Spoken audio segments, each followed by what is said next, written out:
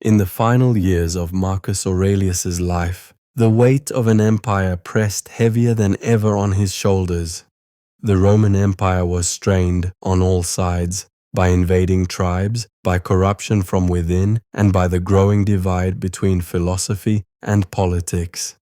Yet Marcus remained grounded, shaped by years of Stoic discipline and a commitment to justice and virtue. This is the story of those years, not of battles or political maneuvering, but of the inner world of Marcus Aurelius, the emperor who ruled not from a throne of luxury, but from a foundation of inner peace. The camp on the Danube, it was the year 174 AD. Marcus Aurelius had spent years on the frontier, leading military campaigns against the Germanic tribes near the Danube River. He was no longer a young man. His beard had grown whiter, his face more lined with fatigue, but his mind remained sharp, perhaps even more refined through hardship. Each morning, before the sun pierced the fog over the cold forests of Germania, Marcus would rise, not in a palace, but in a wooden military tent, simple, unadorned. He had chosen to live as his soldiers did. No silk, no gold, only a woolen cloak and the silent company of his own thoughts. He opened his journal, dipped his stylus in ink, and wrote, "When you arise in the morning, think of what a precious privilege it is to be alive, to breathe, to think, to enjoy, to love." This practice was not a mere habit. It was Marcus's anchor. In the face of war and mortality, he turned to philosophy, not to escape reality, but to face it squarely. Where others turned to wine, women, or superstition, Marcus turned inward. A quiet conversation with Rusticus. One day while camped near the river, a letter arrived from Rome. It spoke of unrest in the Senate, of ambitious governors growing disloyal, and of increasing pressure to return and stabilize the capital. Marcus handed the letter to his old friend and advisor Rusticus, who had accompanied him on this campaign. Rusticus read it quietly, then looked up. "They want you to return. They say Rome needs your presence." Marcus nodded. "Rome needs justice, not presence, and justice must come from within." Rusticus smiled faintly. "You were never meant to be emperor, were you?" Marcus chuckled softly. "No man is, but we are each given a role to play. Mine is here. I will not abandon these men while they bleed for the borders of the empire." Rusticus set the letter down. "Then we must ensure your spirit remains unshaken." Marcus turned to the fire and whispered, "That is all that matters."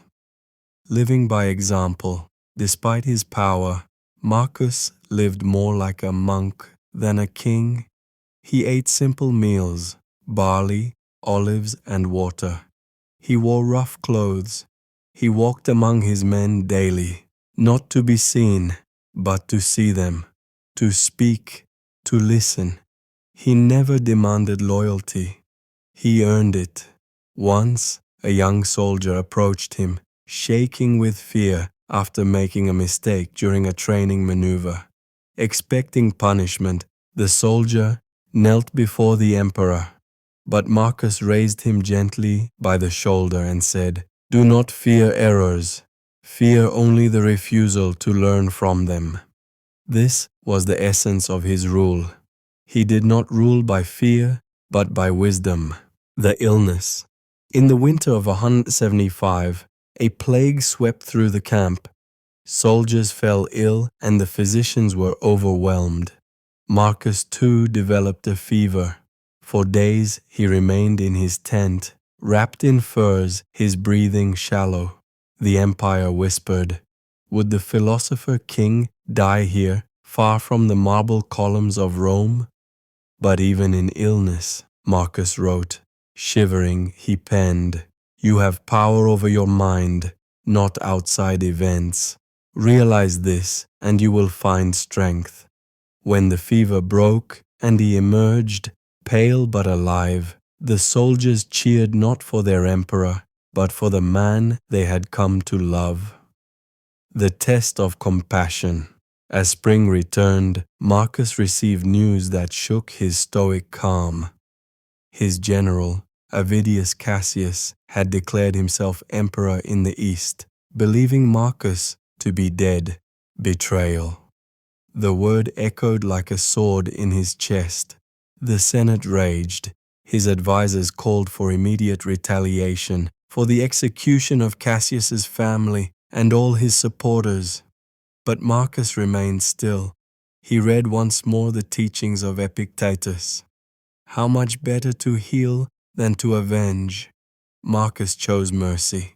If Cassius lays down his arms, there will be no blood.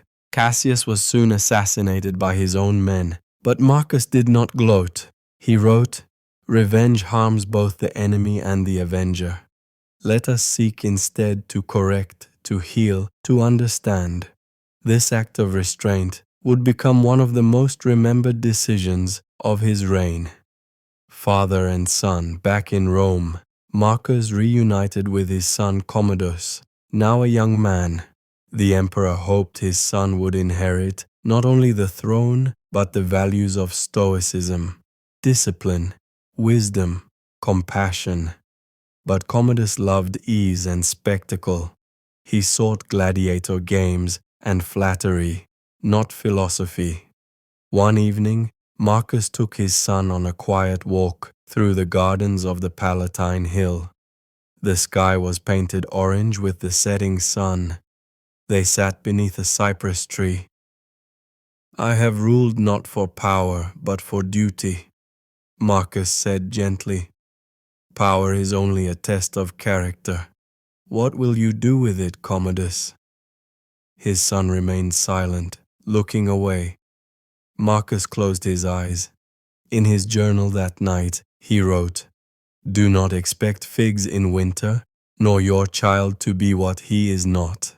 Accept all as nature brings it, and guide with patience." He did not abandon hope, but he knew the future was beyond even the emperor's control. The final reflections. In 180 AD, Marcus Aurelius grew gravely ill while again on campaign. He was far from home, surrounded not by senators, but by soldiers. Lying on his cot, breathing shallowly, he whispered to his aides, "Do not mourn me. Rather, remember what I tried to be." In his final journal entry, perhaps written by a trembling hand, or dictated to a scribe, he recorded, "The time has come to return to the source. I have lived according to nature. Let me now depart with dignity." Legacy of the philosopher, King Marcus Aurelius, died not with gold in his hands, but with ink-stained fingers and a calm heart. He left behind not a legacy of monuments, but a book, Meditations, a quiet dialogue with himself that would echo across centuries. In it, he taught that power must be guided by wisdom, that peace must be built within before it can flourish outside. That virtue is the only true good. He did not seek fame, but in refusing it, he earned immortality. Final thought.